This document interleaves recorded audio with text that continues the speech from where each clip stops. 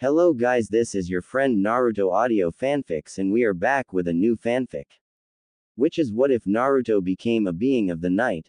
Naruto times Hinata times Sakura times Ino times Anko times Kurenai times Tsunade times Shizune times Tamari times Tenten times Mei times Konan times Karen times Yugito times Samui times Raven-haired girl times Shadows times Death times Vengeance Part 2. And if you enjoy this fanfic, then please press the like button and subscribe to my channel for more fanfic like this. And now let's start the fanfic. Standing outside in the shade stood Seraphim as Naruto and Hinata stood opposite her. They had just learned what it means to hold the power of vampire. Now it was time for them to master said power. Now, vampires don't have chakra within them. It's given. Seeing that we aren't classified as being alive, we can't use it. However, a half vampire can. But that is for another time. In order to compensate with such a lose, we made an alternative to not using chakra. Blood magic, said Seraphim. I noticed this as well. I found that I can't use chakra, but I'm able to use my blood as a weapon, said Naruto, remembering the mission for Wave. Correct. Now, blood magic varies from one vampire to the next. Nightlord vampires have more power than the others. It's just the way things work. Bite any part of your body and we can get started, said Seraphim. Doing as she instructed, Naruto bit his wrist while Hinata went for her thumb. Once Seraphim saw the blood flow out the parts where they bit, she too bit herself, being her palm, and gave them a demonstration. For a Nightlord, we have ridiculous powers. For defense, we can create a blood ward. A shield made of our blood to defend and deflect any attacks. Thanks to the iron in the blood, the shield may look weak, but it is tougher than titanium. Bloodcursed vampires can also do this ability, said Seraphim as she commanded her blood to create a shield in her palm. Nodding their heads, Naruto and Hinata began to focus on their blood and imagined a shield in their hand. The blood merely flowed out the wound and dripped onto the floor. Nothing was happening. But soon, they saw the blood move a bit. Staying with the feeling, they carried on their focus. And soon enough, a shield burst to life in their hands. Seraphim decided to test the strength of their shields and created a blood spear in her hands. She threw both at the two and found them deflect off the shield. Though it was a flimsy shield, it was still strong. Smiling as the two cancelled the power, she moved on to the next power. Now that you know of defense, let's focus on offense. Despite a Nightlord having more offensive powers, one power is similar to Bloodcursed, Cursed and Nightlord. And that is called Blood Bolt, said Seraphim as she made her blood shift into a sharp projectile. This type of offensive blood magic allows you to fire your blood at an enemy. It has a secondary ability that is quite handy when dealing with enemies. Should an enemy be bleeding, you can fire a blood bolt at them and the blood would enter the person, thus turning them into your puppet. Don't worry, the person won't become a vampire. You have control of that when using blood bolt. Try it now, said Seraphim. Once again the two focused their minds on their blood to bring up blood bolt. Seeing nothing happening, Seraphim got their attention. Try picturing a spike. That will help you, she said, with Naruto and Hinata nodding their heads. The trick worked and soon both were holding a spike made of their blood in their hands. Seraphim nodded her head and pointed at a tree. Now shoot it at the tree, said Seraphim. Taking aim, they both fired the bolt at the tree and watched as the spikes were embedded into the tree, but then broke apart with the blood flowing off the tree, leaving a hole in the tree. Excellent. Now that you know the basics in terms of using blood magic, we can move on to a few other abilities you have. One, for instance, is your strength and speed. As all vampires go, we have the power to move at high speeds not even considered human. Our strength is also enhanced due to the strength inhibitors being removed. Like such, said Seraphim, grabbing the destroyed tree and literally uprooting the entire tree and holding it above her head. Cool, said Naruto, with Hinata agreeing with him. This is the power of the vampire. But we also gain a few boosts of power. This only happens after we've fed off someone, said Seraphim. I noticed that, after I've fed from someone, I gain their trait for a short time, said Naruto with Seraphim snapping her fingers.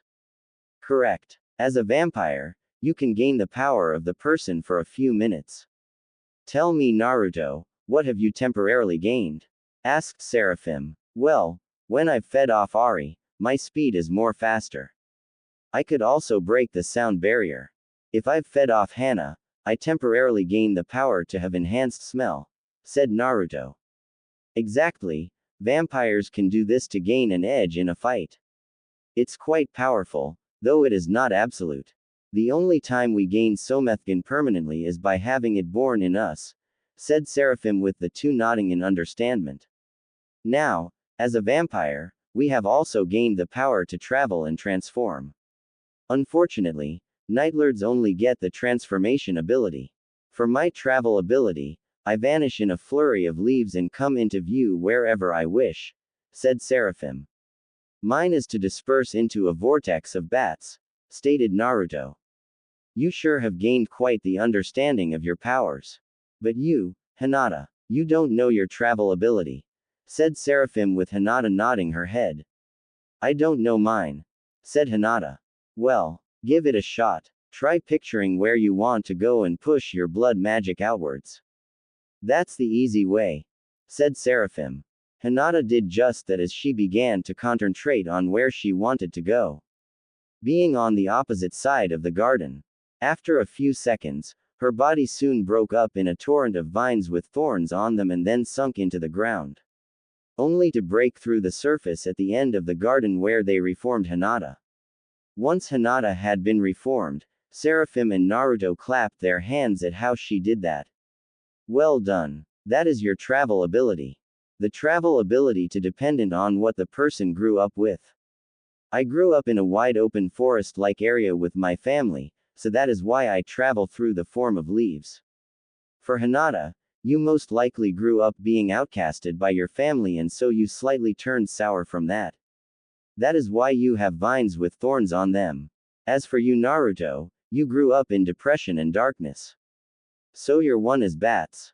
Each vampire is also connected to the type of travel they have. What I mean is that I can cause any leaves around me to become as sharp as knives. For Hinata, you can use vines in the ground to attack. But for Naruto, you can use the very bats. Quite powerful you two are, said Seraphim before closing. One last thing. When using your blood magic or any other ability, you begin to hunger. Ensure you have blood on your person before engaging in a fight. That way you won't end up becoming blood-starved and die from the sun. Got it? Said Naruto. Understood, said Hinata. Adjourning the training for today, the two went in and decided to rest up for a bit. But as they rested up, Kushina sat in the one room, gazing up at the ceiling as she thought about what happened. Oh Minato, if you could see this, you'd be amazed at our son. He's gained stronger and even more courageous. He even saved me from nearly being raped by Danzo. Oh how our son has grown. He's even quite good looking. Quite ravishing, said Kushina to herself before shaking her head of such thoughts. What am I thinking? He's my son, she said only to hear her inner self talk to her. So what? Incest is a common practice. He'd understand, said Kushina's inner self. I can't do that. Not to my own son, said Kushina. You always try and keep yourself pure. We haven't seen our son for nearly 14 years. And here you are thinking it's not a good idea to claim him for yourself, said inner Kushina. I won't do that to my son. Never, said Kushina. But you are thinking on the possible positions on how he could take you, said inner Kushina. No I'm not, said Kushina blushing a bit. Admit it. You're in love with your own son, said inner Kushina. Kushina didn't even respond to what inner self said and turned on the bed. She couldn't break the line set out between parent and child. She couldn't defile her son like that. Besides, he already has a mate. A lover. Ari. Who was she to come in and demand that Naruto was to her like a bitch in heat? It just felt wrong. Naruto's training had proved to be rather incredible. Seraphim had even noted that his growth in understanding and controlling his powers is rather impressive. She wasn't worried about Hinata's training as Hinata had already mastered everything she ever needed in growing her powers.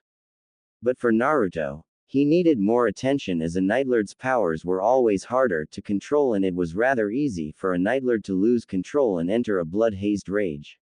Naruto could be seen right now training in how to master his new strength and speed as he sparred with the one who turned him. She kept blocking and deflecting his punches as Naruto traded blow for blow with the female Nightlord hottie. But for Seraphim, she could feel the growing power the newborn Nightlord held. She had done everything to train him right and ensure the power didn't go to his head. But he was proving to have good control on his body and mind as he took his training seriously and always gave it everything. And the reason why she was able to deflect and block the onslaught of attacks was because she was fighting at max while Naruto still had more left inside him. This was the last bit of training for him to do. And she was currently trying to invoke the ancient power of the vampire deep within him. Cursed Blood Mode. A powerful boost that doubles, if not triples the vampire's power. He would occasionally show signs of him tapping into it, but it was still not there. But as she was training him, she felt that Naruto may be the only one to stop Yagura from continuing his warpath and culling all bloodline users. She couldn't have that man running around, tarnishing the name of the vampire. So this was also her reason for training Naruto. To make him strong enough to take on Yagura. I've had enough of this. Growled Naruto as he jumped back as his eyes burned a dark red as his power began to gather around him. Yes, that's it. Stay with that power. Said Seraphim as she charged forth at the young Nightlord. Naruto too charged forth and the two clashed in the middle of the training ground. A torrent of dust being kicked up in the process as the people living in the home stared on in shock as the two vampires attacked one another. But when the dust cleared, Naruto stood there, holding Seraphim in a chokehold while his body was covered in red tribal tattoos while a red aura burned around his body. His eyes blazed as he glared at Seraphim, his hand ready to move and snap her neck at any time. Well done, Naruto, said Seraphim as Naruto let her go. Well done. You began 2 weeks since you began your training. And yet you hold this type of power already.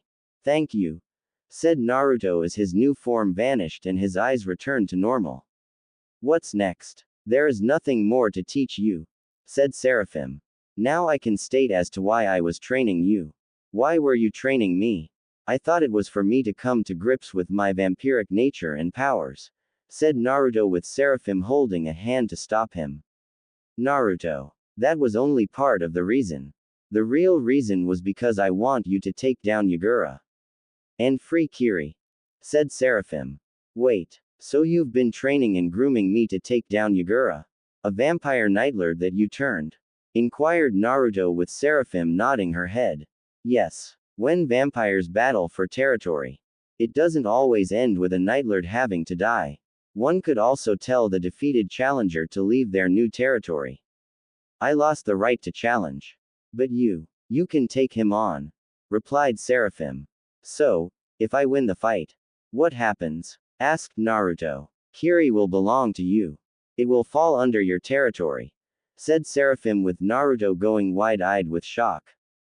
Think about it. You already have Konoha and Uzu as your territories. Why not add another to the mix? A vampire's power is also determined as to how many countries they have, said Seraphim. I see, said Naruto thinking for a bit. On one hand, gaining Kiri would be very beneficial for him as he'd have another country under his command. He also did want to bring back the Uzumaki clan. And to do that, you may need a lot more land. But on the other, Yagura was a much older vampire than he was. His power would easily dwarf his own. As well, he was most likely trained by Seraphim herself. Coming to his conclusion, Naruto looked at the Nightlord and nodded to her. I accept, said Naruto with Seraphim smiling. Excellent. We are to leave as soon as possible, said Seraphim with Naruto nodding as he left the training ground. As he packed away his stuff, The door to his room opened up to reveal Kushina standing there as she blushed while she looked at her son. She didn't want him to leave. But also, she didn't want to be alone without him. Getting his attention through a simple cough, she watched Naruto turn around and look to her. Naruto, is it alright if I come with you? She asked. I'm not too sure if that would be wise. I am going into a fight with a Nightlord. The same class of vampire that I am, said Naruto with Seraphim coming into view. I think this would be best. Judging that she is your mother and how some of her power is most likely in you from her. It would be beneficial for you to bring her. She could be of help, said Seraphim. In what way? Asked Naruto and Kushina. Vampires who have inborn abilities from their parents need to feed from their parents in order to gain control over it. The first drink of blood unlocks it. The next few drinks help control it, letting you master its power, said Seraphim. Then in that case, I don't see why you can't come, said Naruto with Kushina thanking him as she went to also pack her stuff. Once the stuff they needed was packed away, the three of them could be seen at the gate of the house as they smiled to the others. Ari was slightly annoyed that she couldn't go. But if it was a fight against two powerful forces, she couldn't get involved. Naruto's power easily dwarfed her own now. She'd just end up getting in the way. So she promised to keep the house in order along with everyone else. Once the goodbyes were said, Naruto along with Kushina and Seraphim left Konoha and headed to Kiri where Yagura awaited them. Along with the rebels that were fighting against Yagura. As they walked along the road, Naruto looked to Seraphim and asked her a question. So, why did you turn Yagura? Asked Naruto. I met him quite a while ago. He had been involved in a series beatdown. When he met me, he instantly knew how powerful I was. At the time, I never knew he was. But my compassion proved otherwise and I turned him into a Nightlord vampire.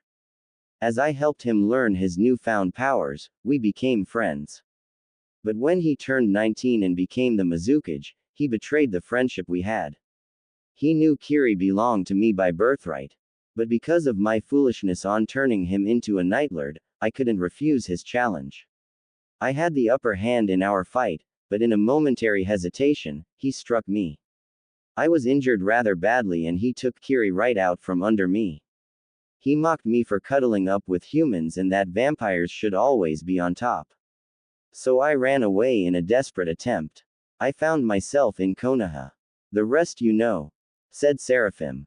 Makes sense, said Naruto. Looking to the sun and the time, Kushina requested that now would be a good time to set up camp. The two agreed that letting Kushina rest would be better. Vampire could still carry on going, but seeing that they had a human traveling with them, they had to respect her wishes. Naruto made the fire while Seraphim and Kushina pitched the tents. As the two pitched the tents, Seraphim picked up something from the red-haired. The way she'd look at Naruto. How she'd always blush while he made the fire and everything else. Piecing it together, Seraphim pulled the Uzumaki aside. I see you're finding your son attractive, said Seraphim, shocking Kushina. What? Don't be absurd, said Kushina, shaking her hands in the air. You can't deny it. You're hot for your own son, said Seraphim, the smile on her face getting bigger. Even if I love him, I can't do that to him. Besides, he has others who want him, said Kushina with Seraphim shaking her head. Girl, you have no idea, said Seraphim, slinging an arm around Kushina's neck. In vampire society, Nightlords also mate with same blood. Sure, incest is wrong, but that is also how bloodlines stay pure. Regardless if you're human or vampire. I get that. But, what if he rejects me? Said Kushina, looking down. Oh, don't worry about that. I'm sure he feels the same way about you, said Seraphim. How can you be so sure? Asked Kushina. Only one way to find out, said Seraphim, pushing Kushina to Naruto. Mother, what's wrong? Asked Naruto, turning to Kushina. Said Kushina, playing with her hands. You're sure have gone red all of a sudden. Are you coming down with a cold? Asked Naruto, placing a hand on her head. Kushina's heart raced as she felt the ice, but it was still warm to a degree. Kushina watched on as her son went to check her to see if she was okay. Snapping out of it, Kushina brushed the hand away as she moved her shirt to the side to show her collarbone to him. "You must be hungry," she said. "Why, thank you. I forgot to take some blood packs." "Thanks, mother, you're a lifesaver," said Naruto as he grabbed hold of Kushina by the waist, making her give a small squeak in delight. Naruto soon bit down on Kushina's neck and savored the taste of her blood. It was probably the best blood he had ever tasted in his life. It tasted like red velvet cake. Not too overpowering and not too subtle. Just the perfect balance. Kushina soon wrapped her arms around Naruto, drawing him close as she felt him drink her blood. It was slightly painful when the fangs entered her neck. But it was more manageable. It became more easier the more he drank. Removing his fangs from her neck, Naruto gave the wound a few licks, lapping up the bits of blood that flowed out the 2 holes made. Once the blood stopped, Naruto gave the wound a kiss and let his mother go. Thanking her for the meal, Naruto resumed on taking care of the fire while Kushina retired into her tent as she couldn't stand to be in front of Naruto as a massive blush crept onto her face. Seraphim merely stood there as she shook her head in disapproval. "You had your shot and you blew it. You're letting morals get in the way of what you want," she said before shrugging her shoulders. "At least you gave Naruto your blood. Just a few more helping hands from the blood and then you're on your way to having him gain your power." Waking up to a new morning, Naruto and the 2 girls got ready to head to Kiri. They were almost there. Only a few more hours of a walk before they were in Kiri. Kushina once more offered some blood to Naruto for him to feed as a result due to her noticing his skin starting to burn. With him now fully fed, they head off. As they walked, Kushina kept having her eyes dart to the vampire in front of her. Seraphim watching this, and frankly, she was getting rather irritated. Reason why is that she wanted this red-haired woman to confess to Naruto. Yes, vampires mate with same blood in order to keep bloodlines pure, same as with humans. But one thing was different. When a vampire finds another woman attractive, they just go in without worries. But no, this woman kept having her morals get in the way of what she wanted. "Just go to him. Confess and then frolic in the bushes there," whispered Seraphim, making Kushina go red. "I can't. He'd hate me for me coming onto him. He'd think I'm no better than some whore on the side of the road. Wanting a quick. He'd think that me being raped by Danzo was just a warm-up," whispered Kushina back to the Nightlord. "Who cares? You'd be able to be with him. To hold him. Love him. Produce his children. So what if he thinks of you the other way? Just give in to your desires. Trust me, you'll feel better," said Seraphim. "So you've had with others," said Kushina, only to be slapped by Seraphim. "I may be 723 years old. But I still retain my innocence. I'm still a virgin," growled the vampire as her eyes turned red with Naruto stopping and looking to the 2 fighting women. "I can't do that. I will never," growled Kushina. "What are you 2 fighting about?" asked Naruto with them looking to him. Nothing," said Kushina, blushing. "We're almost there. So if you can stop this fighting, then it would be a big help," said Naruto as he continued walking. "Let your desires go wild. If not, then you'll lose your shot," said Seraphim as they followed Naruto. Once they got to Kiri, they found the place was destroyed. Broken and destroyed building ran as far as the eye could see. Bodies littered the grounds as Naruto's eyes turned red as he bared his fangs. The smell of blood excited him to no extent. But he kept his urges at bay when he realized it was the smell of stale blood. Something that didn't appeal well to him. But as they moved more further down, many forces came out of nowhere with a woman with auburn long hair that fell down to her knees along with a bang covering her one eye, looked to them. "Do you stand with us? Or against us?" she growled before she looked to Seraphim. Skidding down to them, she got before Seraphim and bowed. The rest of the forces did the same. "Lady Seraphim, we are so galled you've returned," said the woman. "May Terumi. Glad to see you're still kicking, said Seraphim as the woman kneeling to her looked to Naruto. Unconsciously, she licked her lips as she found him to be rather handsome and ravishing. He was quite the man in her eyes. A strong build to him. Eyes that sparkled blue and seemed to have power to them. But when she actually took him in, she noticed his skin was as pale as the snow, and in his mouth, she could make out the faint slivers of fangs. Lady Seraphim, is this man? She trailed with Seraphim nodding her head. Yes. Meet Naruto Uzumaki, a newly born nightlord vampire that was a result of me accidentally turning him.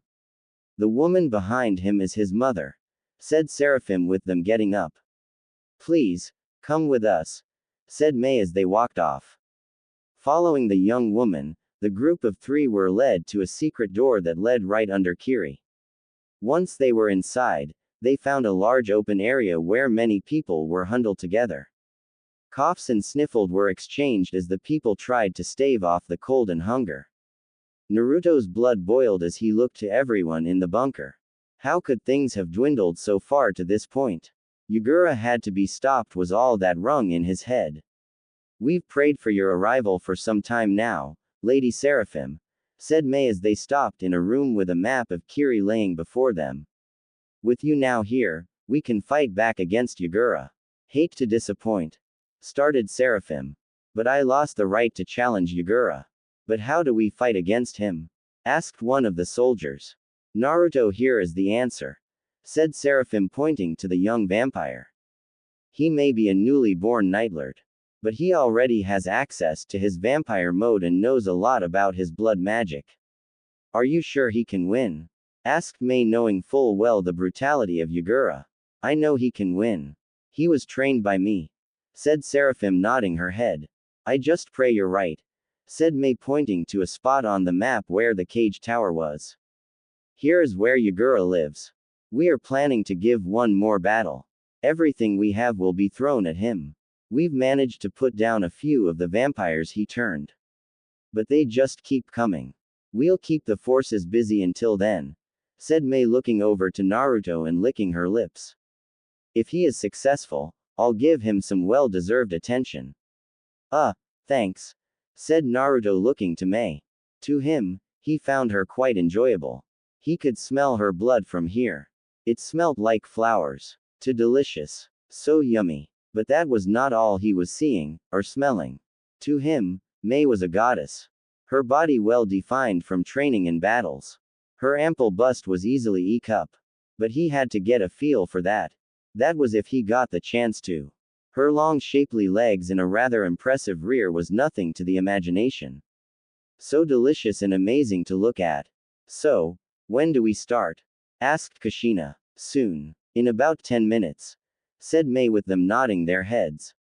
Got it. I'm going to train in my powers, said Naruto walking out the room.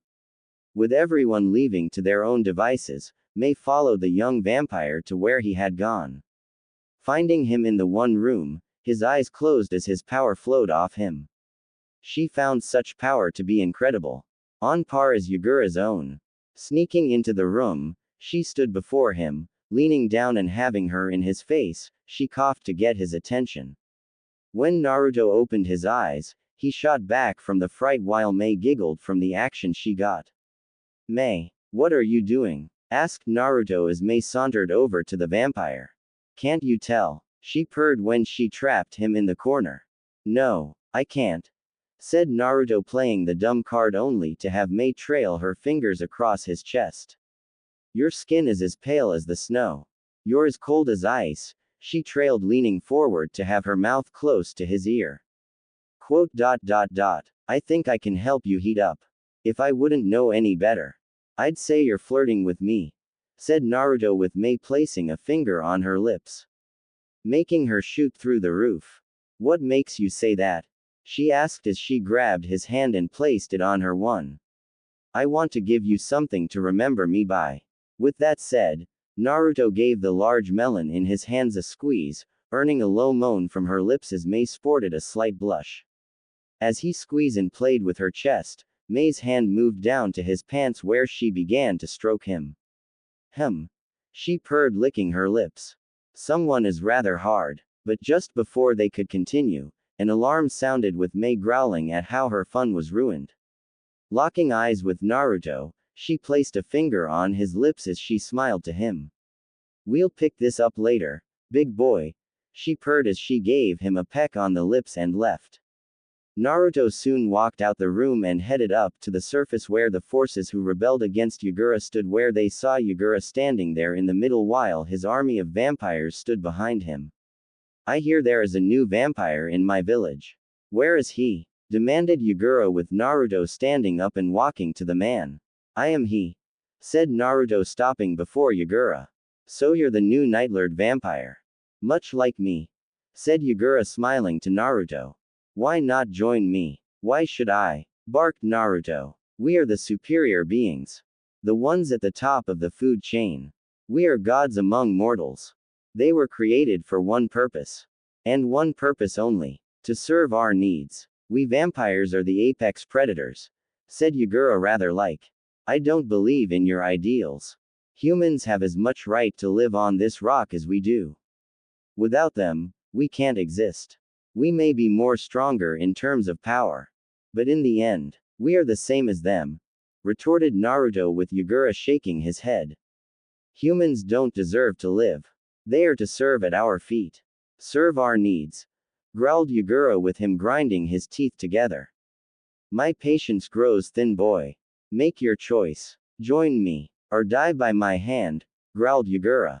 I'd rather send you to hell, spat Naruto only to be hit in the face by a punch from Yagura. Naruto flew so fast as he sailed over the heads of everyone and into the face of a building. Slamming into it, everyone looked to the angry vampire as he breathed harshly while glaring to where Naruto landed. But soon, the sky darkened and a powerful force pushed everyone down while the rocks near the building Naruto crashed into began to shake on the ground. A powerful blast of energy exploded everywhere while an unholy roar pierced the air. Naruto soon came out the hole made and floated there. Everyone gasped at what they were seeing. It was as if the devil himself decided to come out and play as Naruto flew to Yagura and slammed him into the ground while slashing and clawing at the man's face. Yagura took each blow as he smiled to Naruto. That's it. Let your power consume you. Turn into a monster like me, he said as Naruto roared as he flew Yagura into a building. But Yagura never connected to the building as wings burst out his back with him floating in air. Shaking his head, he pointed to Naruto. I know you're holding back. Fight more. Show me your power, he cried as Naruto surged to him and was soon flung into another building. Yagura floated to where Naruto was and folded his arms as he looked on to Naruto who was getting out the rubble. Are you sure you're a Nightlord? He asked. You sure aren't acting like it. Naruto merely growled as he surged forth again and slammed Yagura into the ground where he picked up with slashing and cutting him. Blood flowed everywhere while Yagura merely sighed as he kicked Naruto off him only for him to grab Naruto by the hair and slam him into the ground. You're not even at my level. You're so weak it is not even funny. You give vampires a bad name, said Yagura giving Naruto virus blows. Deciding enough was enough, Yagura brought his fangs to Naruto's neck. Guess I'll take your power for myself, said Yagura as his fangs grew closer to Naruto's neck. Don't do it, cried Kushina only for Yagura to look at Kushina. Licking his lips as he took her in, he turned to Naruto. Very impressive. Maybe when we're done here, I'll make her my cumdump. Who knows, she may please me and make me wanna make her my person. He cackled only for Naruto to grab Yagura by the neck. Don't touch her, growled Naruto as he lifted Yagura with him now standing upright. She's Kushina Uzumaki, the Red Death. She do well as my pet, said Yagura only for Naruto to tighten his grip around his neck. You will not touch her. She belongs to me, growled Naruto as he grabbed Yagura's head and began to pull. What's he doing? Asked Kushina with Seraphim widening her eyes. He's going to end it. Pull the head off a vampire and there you have an instant win, replied Seraphim. And exactly with what she said, Naruto ripped Yagura's head clean off with him sinking his teeth in and drinking the blood that flowed out the open wound.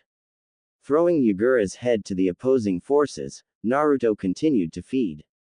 Once all the blood had been drained, Naruto roared to the heavens as he reverted back to normal. His body steaming as he shrank to be his regular size again. Looking to the forces that opposed the rebels, they watched as they bowed to Naruto. Lord Naruto, what do you wish of us? They asked. What just happened? Asked Mei, walking over to Naruto. Vampires follow the rules set out by the one who turned them. The pride of a vampire hinges on every battle. When Yagura was killed by Naruto, they recognized him as their new master, said Seraphim. Meaning they won't betray Kiri? Asked Kushina, slightly blushing from what Naruto said about her. They'd dare not. They'd rather die than go against their master's wishes, said Seraphim. You are to rebuild Kiri to its former glory. While I am away, you are to assist Mei Terumi, your new Mizukage, said Naruto, with everyone going wide-eyed. What? But you're the new master of these vampires, said Mei, with Naruto looking to her. I have other things to attend to. You will be the one to give orders in my stead, said Naruto, with Mei thanking him. Of course. I'll try my best, said Mei, understanding. If I hear that one of you drank blood without the permission of Mei or the one whom you drank blood from, you'll be in huge trouble. And I'll send you to hell myself, said Naruto, with the vampires nodding to him. By your orders, they said. Turning to Kushina and Seraphim, Naruto nodded to them as they stood beside him. Should we head back? Asked Seraphim. I believe that is in order, said Kushina. We'll see you soon, Mei, said Naruto, only for Mei to kiss him on the lips. Kushina stood wide-eyed while she watched the scene before her. The scene of the one she was crushing on, making out with Mei, who was making the kiss more passionate by the second with the way she was clutching to him. After a few minutes, Mei broke the kiss with a small giggle as she winked to Naruto. See you soon, big boy, she purred, with them walking off, back to Konoha. Once they arrived back in Konoha, Naruto was greeted by a rather happy group of women. Ari, Hana and Hinata all welcomed him back through kisses and hugs, while Ari more went for the direct approach and slipped her hand into his pants. She was unfortunately stopped by both Hana and Hinata, who told her that they'd do that later. Naruto trained and honed his mind to harness this new power. Seeing that he killed Yagura in record time, he needed to understand more of his own power and try and gain a feel for it. Getting a snack from Ari and Hana, he got down to training while Kushina sat on a chair, watching her son train in using his blood magic. She never understood the concept as to why Naruto had to draw blood to invoke his power. But then again, she understood it at the same time as Naruto needed to do it to use his power. But as she watched on, Ari plopped onto a chair next to her and stared at her former jailer as Kushina watched her son. Ari soon smiled as she leaned into Kushina. You love him, don't you? Said Ari, only to have Kushina blush. I do. But as a mother, said Kushina, denying her growing feelings only to have Ari shoot out her seat and grab Kushina's. Kushina gasped in surprise as she felt the demoness play with her. A blush growing on her face as Ari kneaded and squeezed them. Don't deny it. You love him more than a mother, said Ari as she licked Kushina's neck. I love him as a mother, said Kushina, trying to not succumb to the pleasure. I will not stop until you confess. You love him more than a mother, said Ari, only for Kushina to start bucking against her. It's wrong. I can't do that to my own son. He'd think I'm just another whore, wanting to be hard by another man. He'd think that saving me from Danzo was a waste of time, seeing that I feel that way. Besides, he has you as well as other potential lovers. He'd never look at me in that light, said Kushina, only for Ari to let go. Her face turning cold as she stared intently at her former jailer. You really think my mate will see that about you? Hissed Ari. Kushina merely looked down as she nodded her head, only to be slapped relatively hard across the cheek that drew blood from the hit, making Naruto's and Hinata's nose go wild from the smell of fresh blood. Seraphim was out currently, playing with yet another man and coaxing him into thinking he'd get to bang the hot vampire. only to be turned into her next meal. He'd never. Naruto would never see that about you. In fact, he loves everyone equally. He cares for those he considers to be friends and family. How do you think Zabuza and Haku were able to be saved? Naruto saved them. So get it through that thick skull of yours. He doesn't feel that way. He'd love to be with you. I'm sure of it. Make your peace with it. And love him. Or get out our way. Growled Ari, walking away. Naruto merely walked over to Kushina and scraped some of the blood from her bleeding cheek, giving his blood-coated finger a lick, savoring the warm sensation the blood gave him, looking to her as she looked away while a shade of red dusted her cheeks. What's wrong? Asked Naruto. I have something to tell you, said Kushina as she sat down with Naruto doing the same, giving into what Ari said. Okay. What is it? Asked Naruto. Kushina merely turned her head as she stared deeply into Naruto's eyes. Despite the red outline in his crystal blue orbs, she found it to be rather exotic. Taking hold of his ice-cold hands, she gazed intently at him. I know this is sudden. And I know you may think of me in a bad light, said Kushina as she grew more red in the face. But, ever since you saved me from Danzo, I couldn't help but find you attractive. I see, was all Naruto said as he looked at Kushina with a neutral expression. Even if it was for a short time, I couldn't help but find myself drawn to you. I understand that with vampires you live long lives and drain blood. But I didn't care with that. I found you to be the man I want. The man I need, said Kushina as a lone tear fell from her eye. So, what are you telling me? Asked Naruto. His answer was in the form of a kiss on the lips. His eyes widened at the sudden advance. But he soon melted into the kiss as he kissed her back. Kushina felt like her body was on fire as she felt her son kiss her back. But she soon broke the kiss when Naruto's tongue brushed against her lips. Looking intently as she covered her mouth, she began to look in random directions as Naruto merely looked to her. I'm sorry about that. I didn't mean to do that. I trailed Kushina as Naruto placed a finger on her lips. Relax. As a matter of fact, I can't see you as my mother, said Naruto only for Kushina to look down. But had her face pulled up to look at Naruto. But that doesn't mean we can't be friends. And judging from that advance, you want to be more than friends. I do. I really do, said Kushina, letting it all out and slamming her lips onto Naruto's, the two of them kissing feverishly as they felt each other's bodies. But as they kissed one another, Hana, Ari and Hinata looked at the scene before them. A smile on each of their faces as they watched mother and son make out. Took her long enough, said Hinata, making the two look at her. Ha, Hana and Ari said together. Incest is a common practice. How do you think my clan stayed pure? Asked Hinata with them shrugging their shoulders. Point taken, said Hana as Ari walked away, smiling at her handiwork. Took you long enough, she said, walking up the stairs into her room.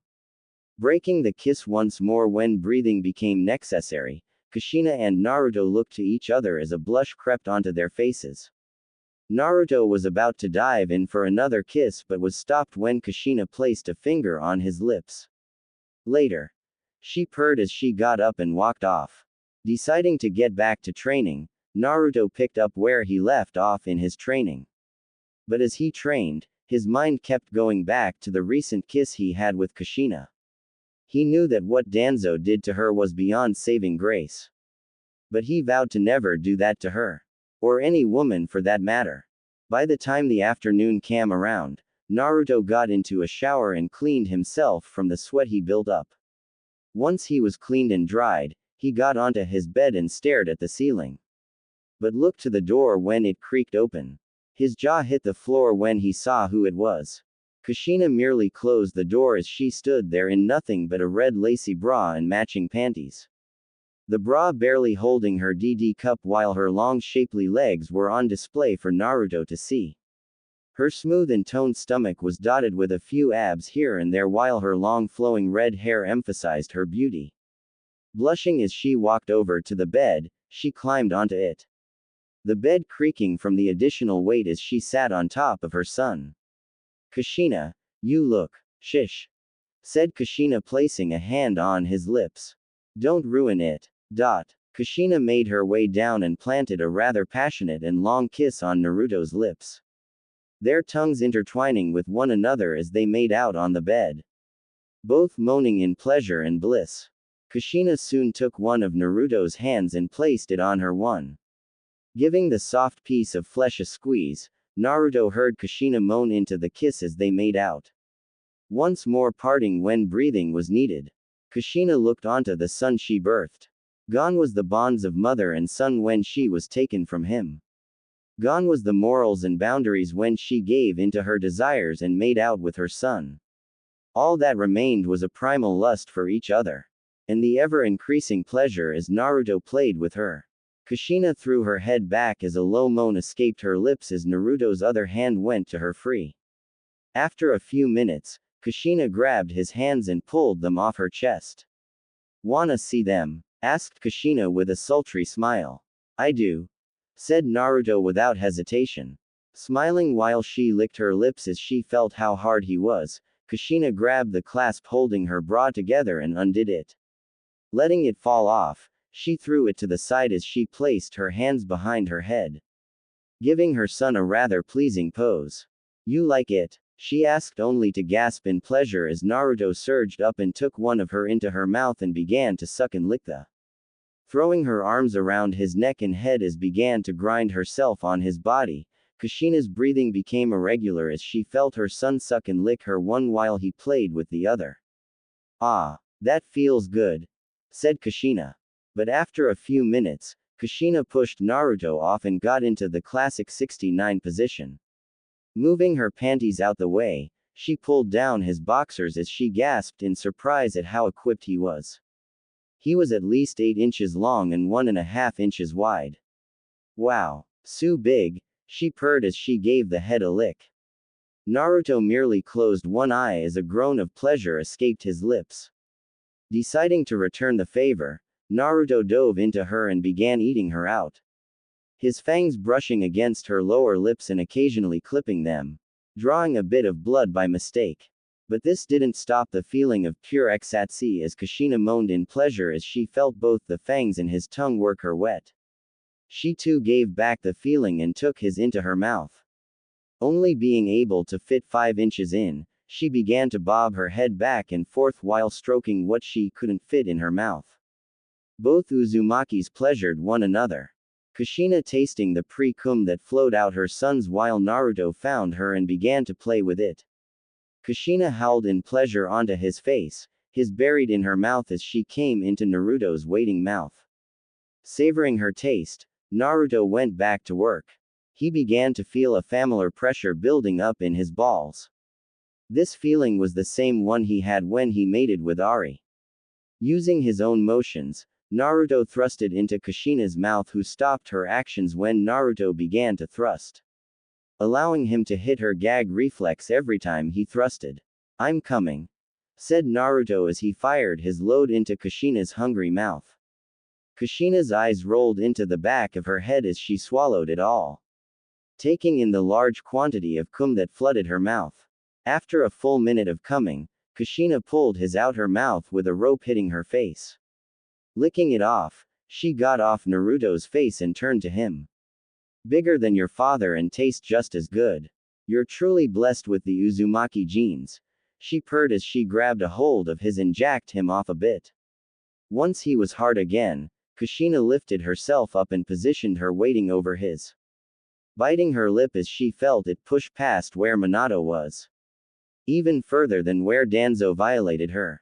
Once fully sheathed inside her, Kushina managed to fit all 8 inches inside her. It was just barely brushing her cervix as she came from the feeling of being filled. It was like she found a match to her lock, even if it was with her own son. You're inside. You're finally inside me. How does it feel? Asked Kushina as she trembled from the feeling. So tight. It feels so good. Like you were made for me, said Naruto as Kushina placed her hands on his chest. Give me your love, She purred as she began to rise up and fall. Both Uzumakis moaned in pleasure as the two each other. Kushina felt like a new woman. None like never before as she rode Naruto. While Naruto could hardly believe how tight she was. She was even tighter Ari was. Grabbing hold of her waist as he slammed her repeatedly onto his pelvis, Naruto felt her nails dig into his skin as she cried in pleasure. Feeling him hit that spot where he once was. I'm coming. I'm coming. She cried as she dragged claw marks across his skin. Me too. I'm gonna come, said Naruto as Kushina leaned down as she closed her eyes. Inside. Come inside me. She moaned. A few moves later, both howled in pleasure as Kushina came onto Naruto's while he came inside her.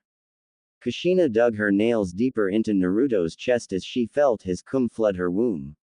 Falling onto his chest as she panted in bliss, Kushina smiled as she looked to Naruto but gasped when she saw his eyes glow an evil red.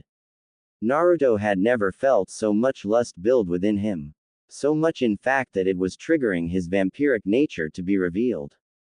Black veins appeared around his eyes as they turned to a demonic red while his fangs grew slightly longer.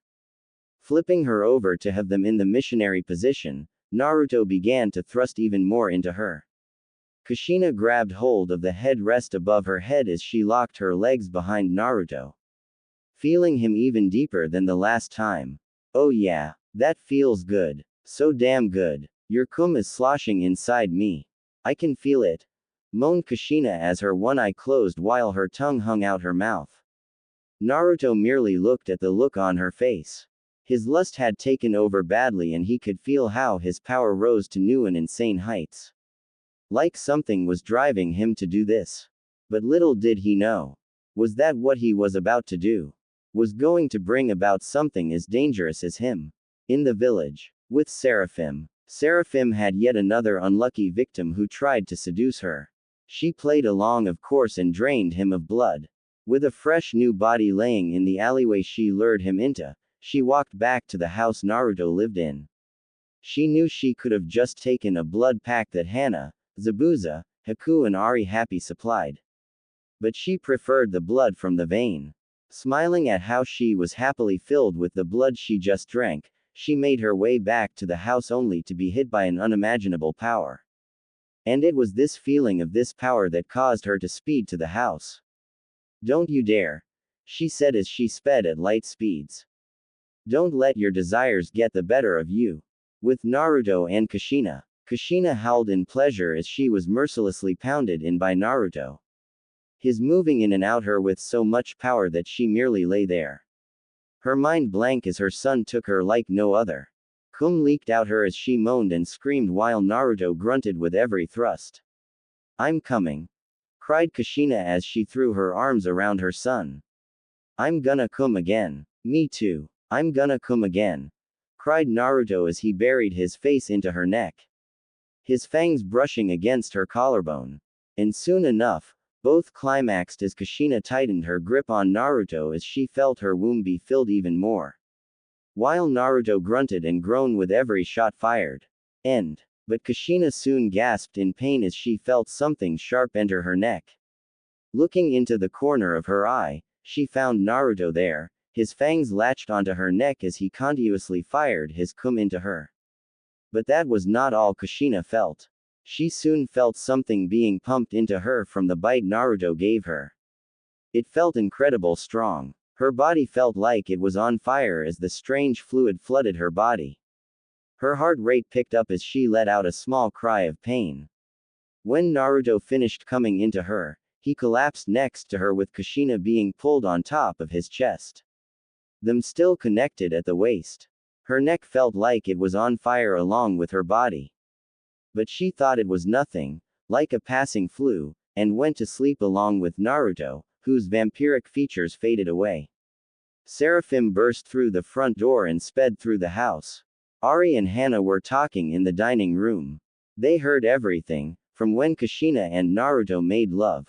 From start to finish. They were rather happy that the two of them became one. It was what they wanted for the two of them. But when Seraphim burst through the door, they stopped her. Whoa, where's the fire? asked Hana with Seraphim coming to a stop and breathing harshly. The boy. Where is he? Asked Seraphim between panted breaths. I'm not following, said Ari. Naruto. Damn it, where is he? For sakes, snapped Seraphim. Upstairs. He and Kushina had just consummated their love for each other, said Hana. That's not the only thing that happened, said Seraphim as she shot up the stairs.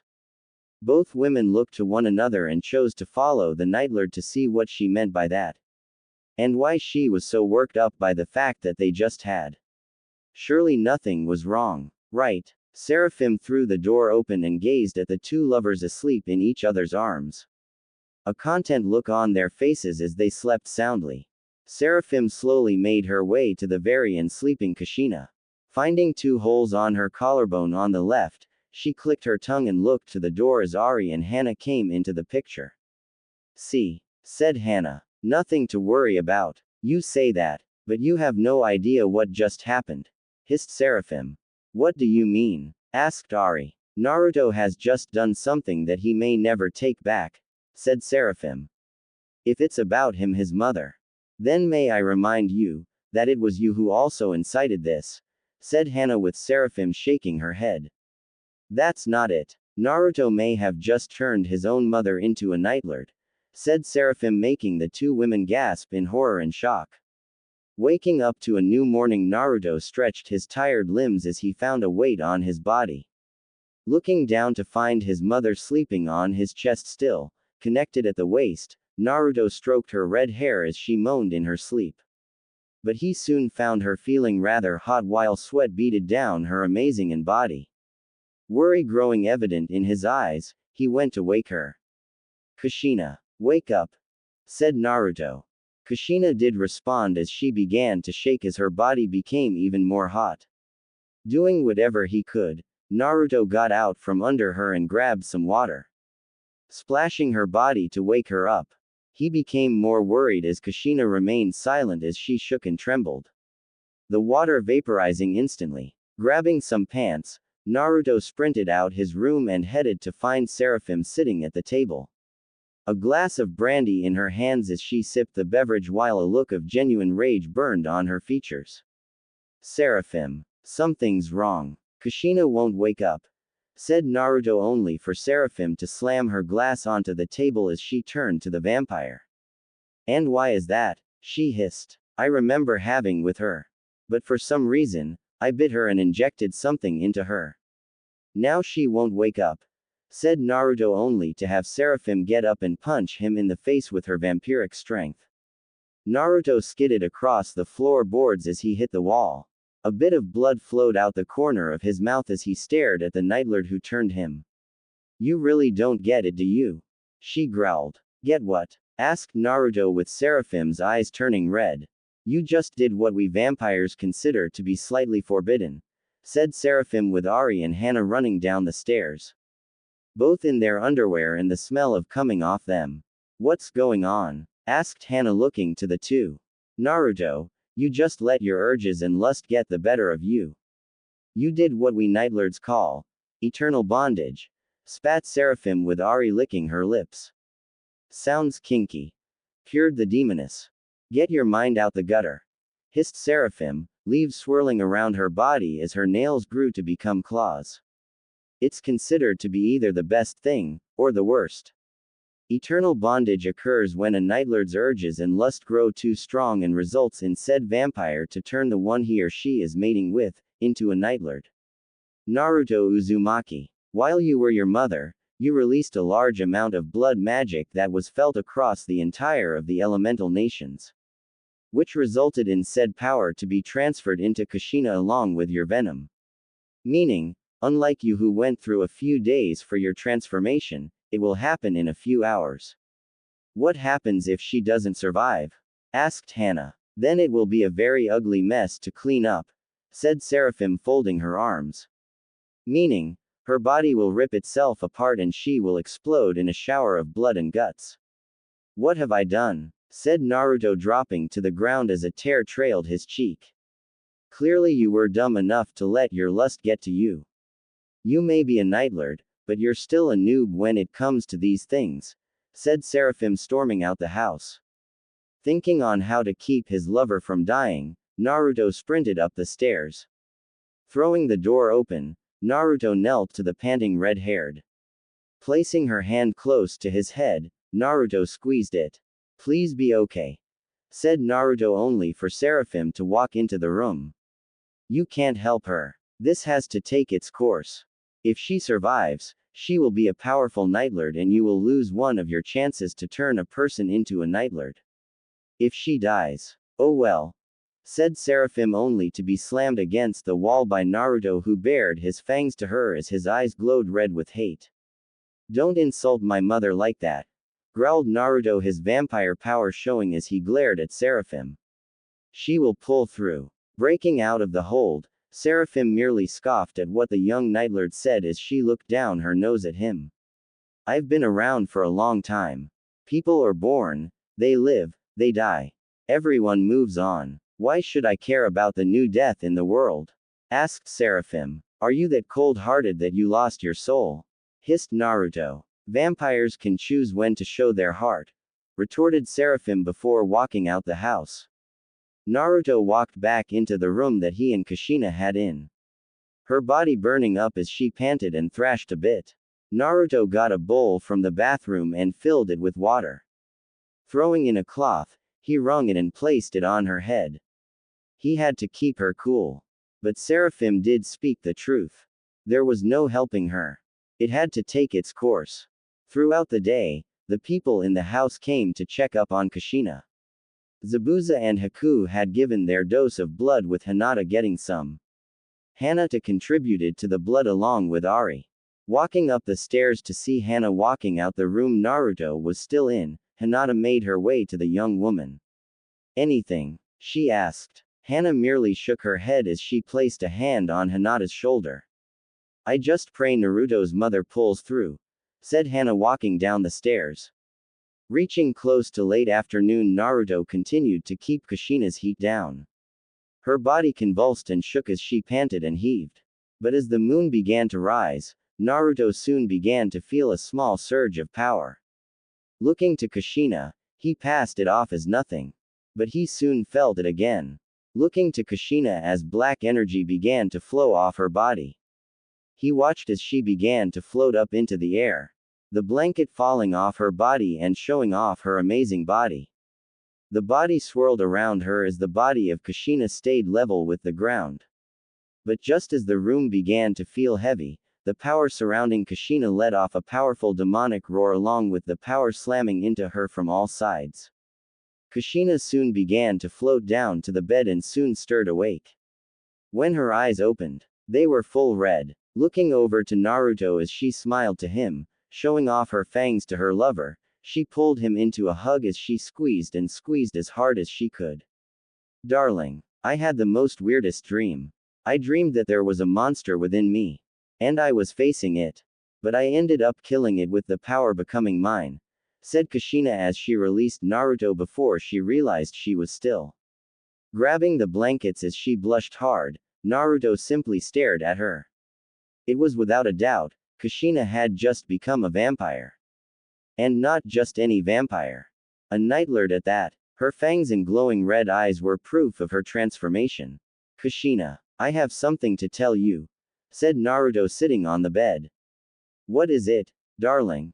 She asked. When you and I injected my venom into you along with my power. I'm afraid you're no longer human. You're more than just a vampire, said Naruto. What am I then? She asked. You're the highest rank of vampire you can get, said Seraphim, coming into the picture. Okay, said Kushina, bracing herself. You're a Nightlord, much like your son, said Seraphim, with Kushina gasping in shock. But if I'm a vampire now, what does that mean regarding the sun? And my powers? And, whoa, easy. Calm down, said Naruto. The sun won't harm you as long as you stay fully fed. Your powers have been changed from jutsu to blood magic. As for your transformation, we are not sure yet.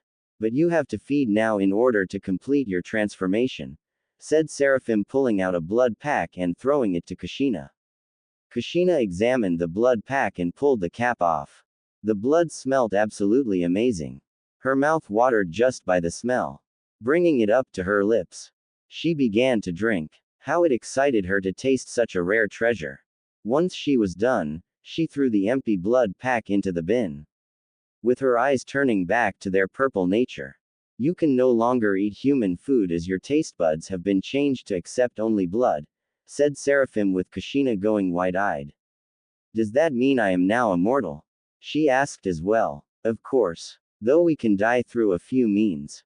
We can go through the pros and cons later, said Seraphim before looking to Naruto. Young vampire. A word outside. Getting up and following the busty raven-haired vampire, Naruto was led into a bedroom away from the one Kushina was in. Entering the room, Seraphim closed the door and slammed the Nightlord against the wall as her eyes turned an evil red. Listen to me. And listen carefully. She hissed in rage. What you did was reckless. Never do that again. Never let your lust get the better of you when you decide to mate.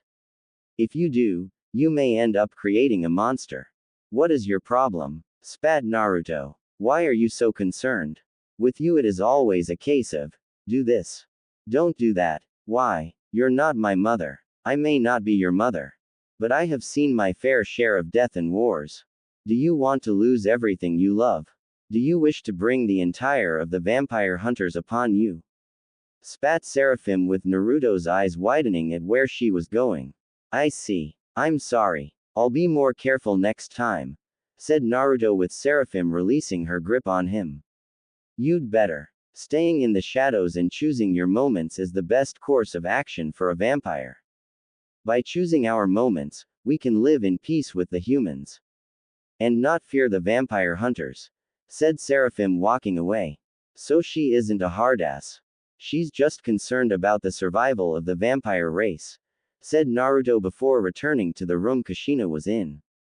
Only to be locked in the room with the new Nightlord vampire and had said Nightlord ride him non-stop as she howled his name in pleasure as the two had over and over again. The training month went by shorter than what Naruto had expected. His training in learning how to use his powers was incredible. He could already use a large amount of his blood magic and not tire. But for greater spells, he had to feed, in a sense of overdose himself on blood in order to use the spells. He had also unlocked his mother's chains and was proving to be powerful in the use of chains. But the chains he used were more sinister and evil when he used them. They looked to be out from the guts of hell. Kushina herself trained diligently in mastering her new power alongside her son. She could feel the power of the Nightlord. How it gave her so much strength and power. But Seraphim told her to be careful as she would end up as another Yagura. Kushina vowed to make sure to never become like Yagura. Seraphim held her to that. She had also awoken her transformation as a Nightlord. Unlike her son, who could become a demon-like vampire, she took on more of a different look. Forward-facing horns would grow out the side of her head. Her hair would go from a fiery red to a wondrous purple. Her eyes would turn to become red. Bat wings would grow out her back and a tail with a heart at the end grew out her tailbone. Her nails would turn to claws. But what really caused her to be amazing in this form, was how her body would change. Her chest would grow even bigger for some reason, rivaling Seraphim's bust, and her features became more angelic. Her form of travel was to disperse into a vortex of crows. Seraphim trained her well to where Kushina was now almost on par with Naruto. Both knew they had so much to learn still. Seraphim made sure of that. Live as long as her, you will learn many things about one's power as a vampire. A relationship between Naruto, Tsume, Yugao, and Kurenai had begun shortly after Kushina became a Nightlord. They each told Naruto that they heard he was to be put under CRA. And both had felt an attraction to the young vampire. Tsume was the only one who knew of Naruto's secret being that of a vampire. But that changed when Kurenai and Yugao walked in on Tsume and Naruto. Not for having, but for Naruto drinking her blood. What they saw was Naruto's teeth sunken into Tsume's neck. A bit of blood flowing from the wound and spilling down her skin. While Naruto drank her blood, after a few days of keeping them in the compound and trying to sort out the mess. Kurenai and Yugao came to accept that Naruto was a vampire. Yugao didn't even hesitate once and asked Naruto to turn her then and there. Naruto refused, stating that turning people into vampire was a reckless thing to do. Clearly Seraphim drilled that into his head, as well as past experiences when Seraphim told him about Yagura. Yugao complained at first, but came to realize why Naruto refused her request. Over time, she came to accept it and that vampirism was not to be taken lightly. Learning from him, and the pros and cons of being a vampire. Yugao accepted this and was soon turned by Naruto. She was reborn in the same vampire as Hinata. A blood-cursed vampire. A vampire on cage level. Seraphim shouted at Naruto for turning someone into a vampire. But calmed down when Yugao told her that she will never become a reckless monster that devours humans and kills without reason. Yugao learned how to use her power as a vampire soon after her turning. But with the month of training coming to an end, Naruto could be seen waking to a new morning. He was currently in his bed, his mother and him laying in the bed, as the days they were born. The smell of hung in the air. But that was not all. Ari was on his left, and Hana on his right. Disappearing in a volley of bats, Naruto reappeared away from the bed and got dressed. Ensuring he was fully fed, he grabbed a blood pack and left the house. Zabuza and Haku wishing the vampire luck in his matches. Getting to the stadium, he waited. As he waited, he looked to the sky. Such a wonderful day. Clouds dotted the sky, bathing everything in a wondrous gray. It was rare days like these that gave him the advantage to use his full power without it being restrained by the sun. But he ensured to never use his blood magic in a reckless manner. He made a vow to Seraphim. But as he waited for the matches to begin, he soon felt a hand grab him. He was soon pulled from his position and slammed against a different wall. A woman crashing her lips against his. Naruto looked in the corner of his eye and found a full head of auburn hair while he felt an amazing body pressed against his own. When the woman broke the kiss, she licked her lips as her emerald eyes gazed into blue-red. "May, what are you doing here?" asked Naruto as he took in the new Mizukage before him. "I would never miss a chance to watch my soon-to-be fiancé in action. And thanks to your help, Kiri has been rebuilt in record time," said May as she pressed her body against Naruto's. "And now that you're here, I can finally have you to myself." May, why are you so attracted to me?" asked Nato as he felt May's hands feel him up. "I just love how you make me feel. And ever since you stood up to Yagura, I wanted to make you mine," said May as she licked her lips. "Well, once I'm done here, how about a date?" suggested Naruto with May licking her lips. "Sounds good," said May as the crowd soon began to cheer. "Got to get back to the cage booth," said May as she moved away from Naruto but not before giving him a wink. "Hope you enjoy the fight," said Naruto as he moved outside and stood with the others. The Hokage soon began his speech on how he was so proud of all the combatants for making it this far. As he went on about how proud he was, Naruto scanned about in the crowd. What he found was all the people whom knew of Naruto. His future wives, lovers and potential lovers were all in the crowd. Ari was disguised as a regular human while she looked on at the entire group. But she made sure Naruto could sense her. Giving a subtle wave to her, he watched as they did the same to him. Once the speech was done, Hiruzen decided now would be good to get the matches underway. The match that would open up the finals was Naruto versus Neji. The rest left the stadium grounds and went up to the competitor's booth. Naruto and Neji stayed behind. The young Hyuga smiled at Naruto as he shook his head. "Just give up. Fate has declared me the winner," said Neji in a tone. "Rich, you have no idea how powerful I am. In fact, I will take you down without using my hands," said Naruto tucking his hands into his pockets. "Your funeral," said Neji as he got ready. "Begin," said Genma as Neji charged full force at Naruto. Neji merely stood there, clearly arrogant and drunk on the fact that he'd win this fight. But what he didn't know was that he was in way over his head. Every single person apart from Naruto's lovers and future lovers felt that Naruto would be put down within 2 seconds compared to the Hyuga prodigy.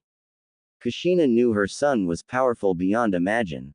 She witnessed firsthand the incredible unbridled power of a Nightlord when he went in to save her. Seeing his true form as a vampire Nightlord.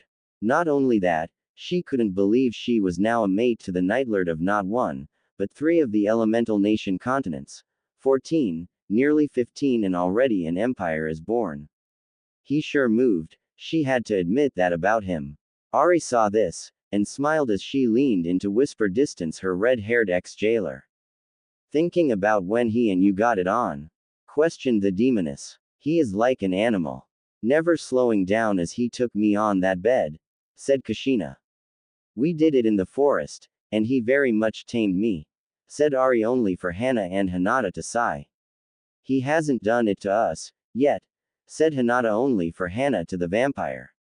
Relax, he's bound to do it soon, said the elder of the Inuzuka siblings. Hinata merely smiled slyly as the thought of being with the man she loved along with the fact that she'll give birth to his children made her rather happy beyond imagine. So much happy, that she almost missed the start of the fight. Just give up, fate has declared me the winner, snorted Neji as he folded his arms. Rich, you're in way over your head, little boy. Perhaps I should rip you to shreds, then you can come to me regarding fate, shot back Naruto. Like you could even imagine the pain I went through, hissed Neji. Naruto merely stood there, uninterested in the bullshit coming out of Neji's mouth. Yeah, my father was murdered due to some dumb who used Hinata as a bargaining chip and blah blah blah. Hey, snapped Neji as Naruto snapped out of his daydream. Are you even listening? Barked Neji. No, and I don't care about your up life, said Naruto in an irritated voice. You take that back, hissed Neji. Make me, taunted Naruto. Neji lunged forward with an open palm strike, intending to do some damage to Naruto. But he never expected Naruto to grab his wrist and slam him back first into the ground. Neji coughed out some blood as the wind was slightly knocked out of him. The crowd was stunned as they witnessed that action. Naruto moved so fast it looked unholy. Up in the cage booth, all 3 cages watched in shock. Well, all apart from Mei. The Kage and Hokage were shocked, but she wasn't. She knew for a fact that the full power of Naruto wasn't even unleashed. She knew the power of a Nightlord vampire was nowhere near this level. So it only meant that Naruto was holding back, and trying with all his might to do so. She could only guess it was not even 10% of his full power. Maybe even less than that. How did he move so fast? Said the Kage. I don't know myself, said Hiruzen. But I do, mumbled Mei, licking her lips at the man she was hot for. What did you say, Lady Mei? Asked Hiruzen. Oh, just that he is incredibly strong. May I inquire his name? Asked Mei. Even though I already know it. That's Naruto Uzumaki, replied Hiruzen. Naruto watched as Neji slowly got to his feet. His body was aching as he slowly stood. Naruto merely crossed his arms as he watched on.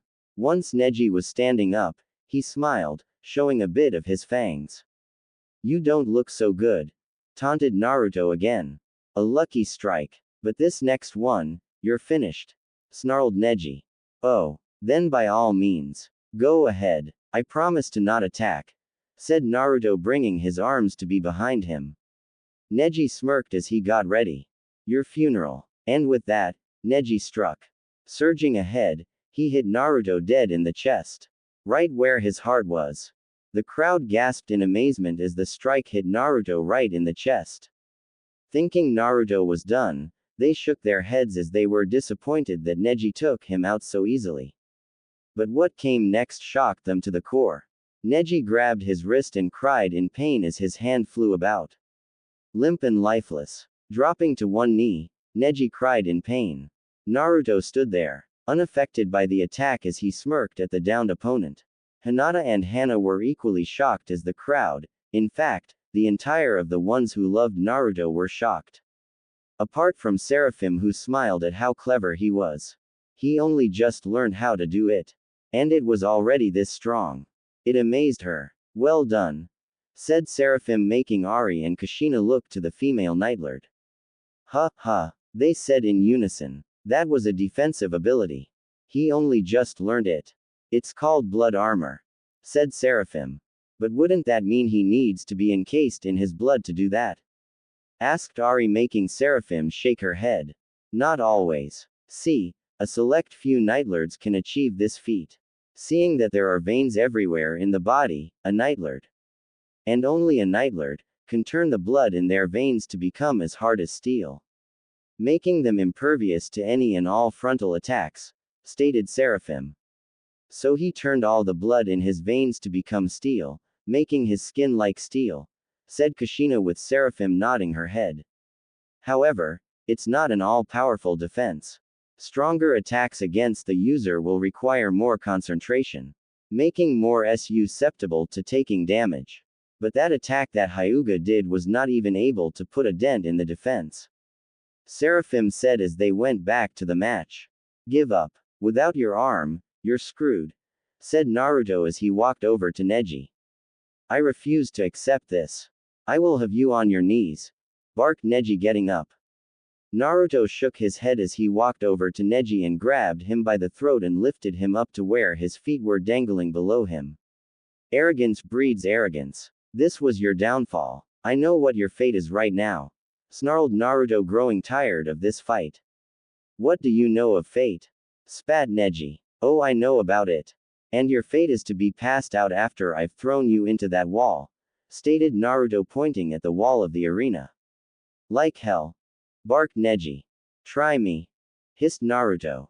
Rearing back, Naruto used his blood magic and augmented his strength in his arm and threw Neji hard. Neji Corck screwed through the air and collided back first into the arena wall.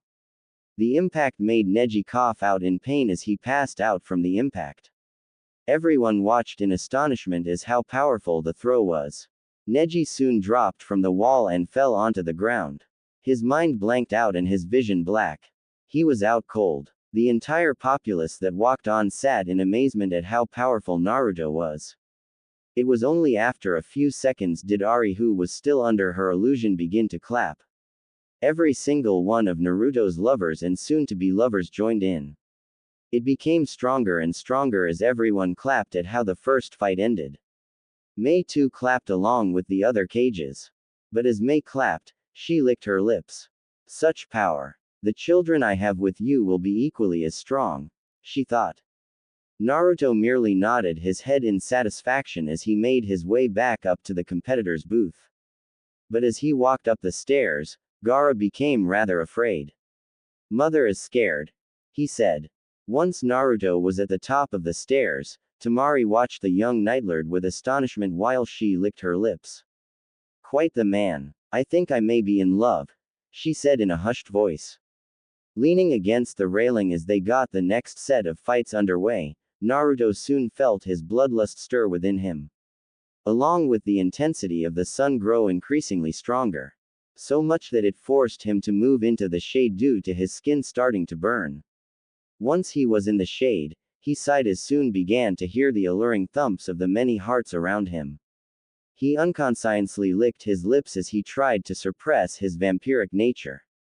Temari saw this in the corner of her eye and smiled. She moved her hand to the slightly visible puncture marks where Naruto bit her. Making her way to the vampire, she tapped his shoulder, making him look towards her.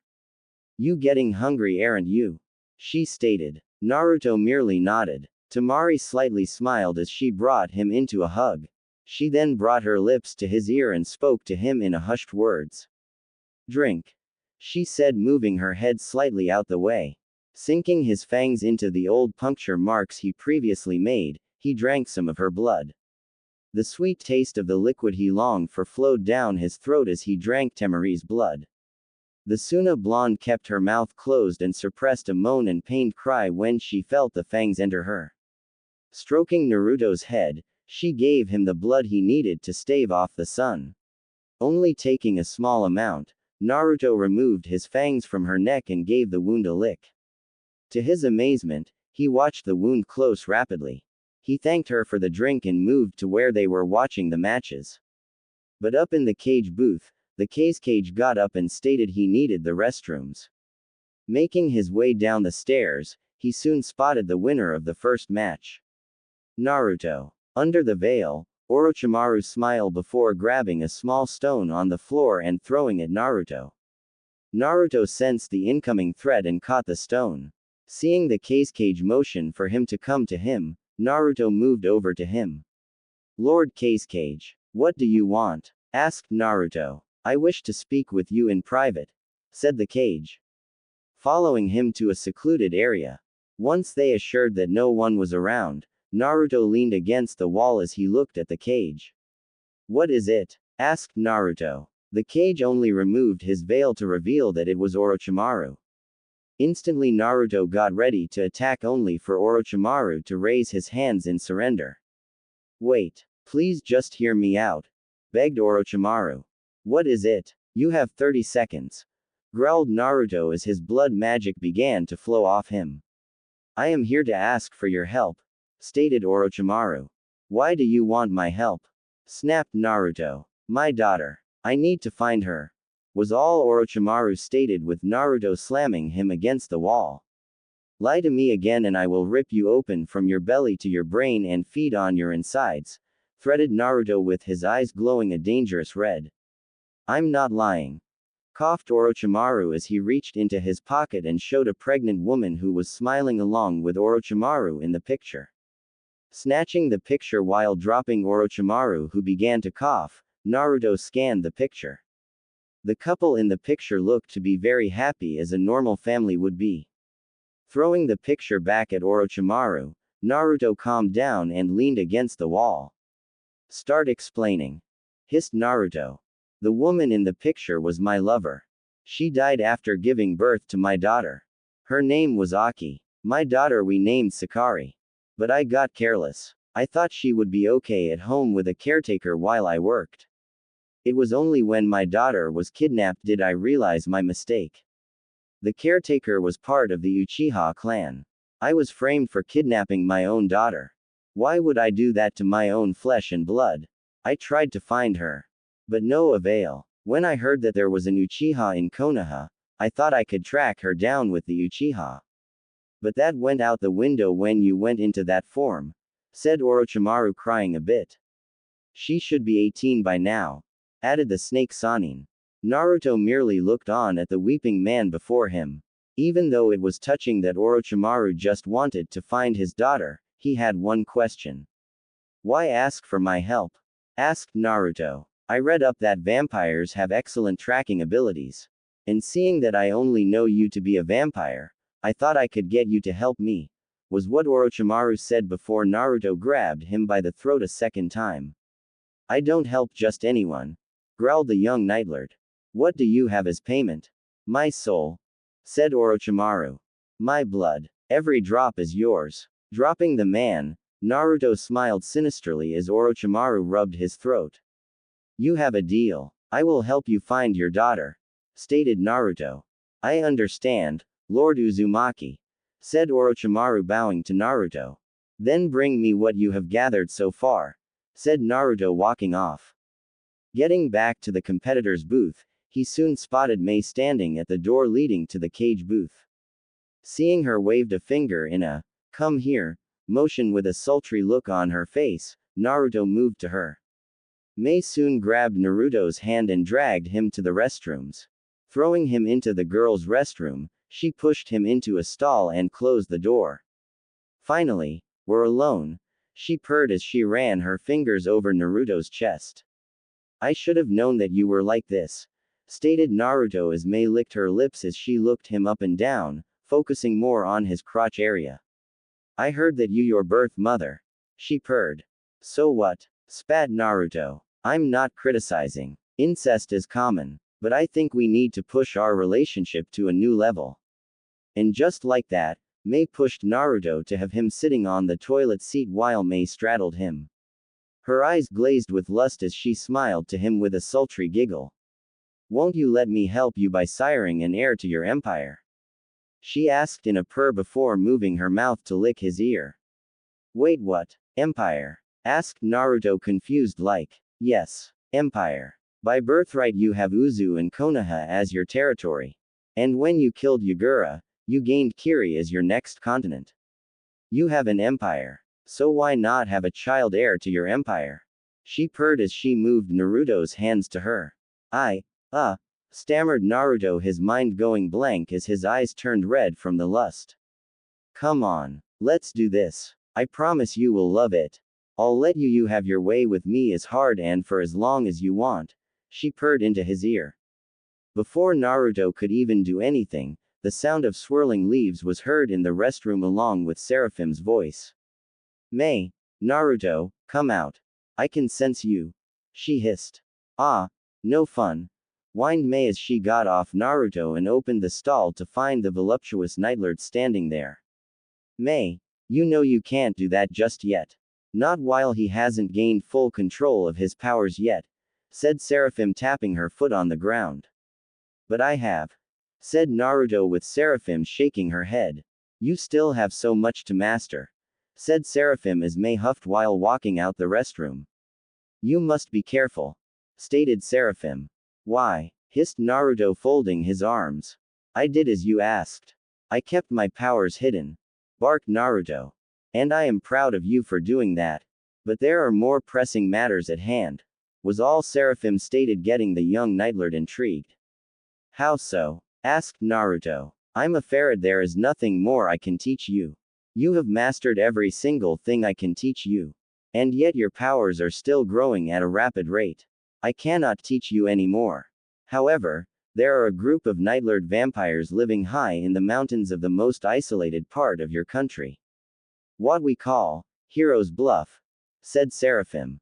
And who are these Nightlord vampires?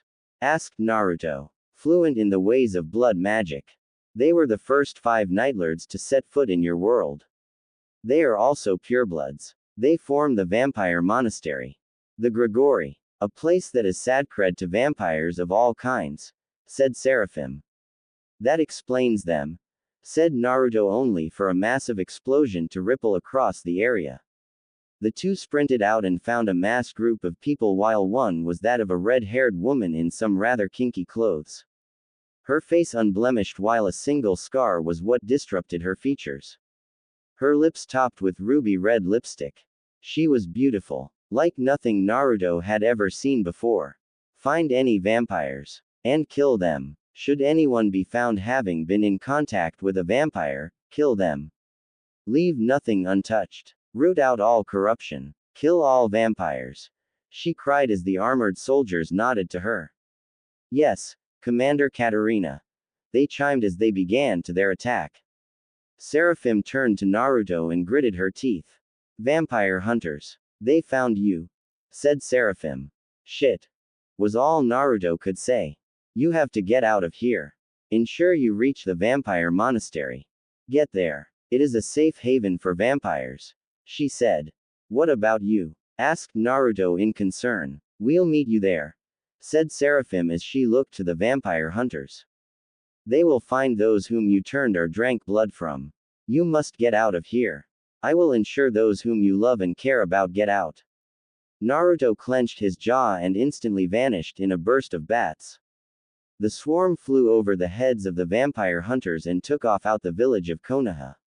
Flying in what he thought was the best route to get to the vampire monastery, he moved with speed. He just prayed that those he loved and cared for were okay. It was a mess. A huge mess. But then again, Seraphim warned Naruto that he is to keep his powers in check. And what did he do? Use his powers in a reckless manner. So this was his fault.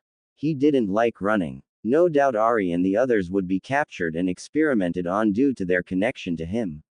He didn't like that. But as the volley of bats flew along, Naruto felt his body not being able to hold up anymore.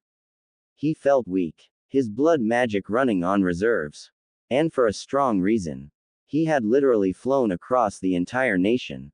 heading in a direction he thought was where the Grigori was. The volley of bats returned to form Naruto and he fell from the sky. His body heavy from fatigue. He must have traveled 23,000 miles by now. And sure enough, he hit the ground. Not a hard landing like rocks and whatnot. Okay, it was stone he collided with. But it was a stone step covered in snow to be exact. He flew right into the snowy regions of the elemental nations. His vision hazy from a lack of blood as he stared up at the gray sky. A blood-starved vampire was not a good vampire.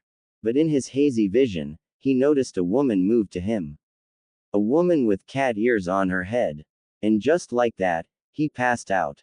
The woman in question had an amazing figure along with a black kimono on that hung off her shoulders, giving you a nice look at her cleavage. She examined the passed-out vampire. Finding his pulse weak, she found him to just be extremely hungry. Soon enough, a woman in a maid's outfit and an equal figure to the other woman with silver braided hair walked over to the one with the cat ears. "What is it, Kuroka?" she asked. "Look, Graphia. A nightlord," said the woman. "I see that, Kuroka," said Graphia rather sternly. "Can't you feel the power flowing off him? He may be the one the prophecy spoke of," said Kuroka holding onto the boy. "That may be the case, however. He feels arrogant. Arrogance breeds arrogance. He is not welcome here until that arrogance is removed. This is a place of tranquility," said Graphia. "Listen, I know that due to the vampire hunters clamping down on us due to their whole thing about vampires being bad have forced us into a corner. But look at him. He may be the answer we have been after. An answer to finally end this nightmare between vampires and humans," snapped Kuroka with Graphia sighing. "You're not gonna let this go, are you?" she said. "Nope," was all Kuroka said. "Fine. You win. Let's get him inside," said Graphia as she helped Kuroka pick up Naruto.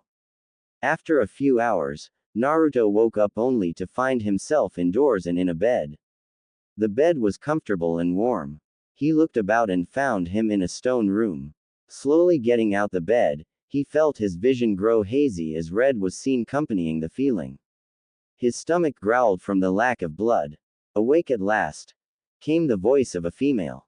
Looking to the door, he instantly had a nosebleed. Standing in the door was a woman in a black kimono that was hung loosely on her and pulled down to show off her assets. A set of black cat ears on her head and two tails swished behind her. "Where am I?" asked Naruto, stamping up. "The vampire monastery," was all she said. "And your name?" asked Naruto. "Kuroka. The first person to come over to your world from the underworld. As well, I am a cat demon vampire hybrid," stated the woman, expecting the young nightlord to go off the railings. "Nice to meet you. Names. We know who you are. Naruto Uzumaki Namikaze. You go by Naruto Uzumaki though. Former human turned nightlord due to Seraphim turning you out of rage," was Kuroka's words. "How did you know?" asked Naruto. "She knows a lot more than she is to know," said a woman with silver white hair and different colored eyes. This woman wore a blue dress with a verses cut at the neck, giving one a good peek at her cleavage. Her face narrow and stern. Her eyes were completely something Naruto had never seen before.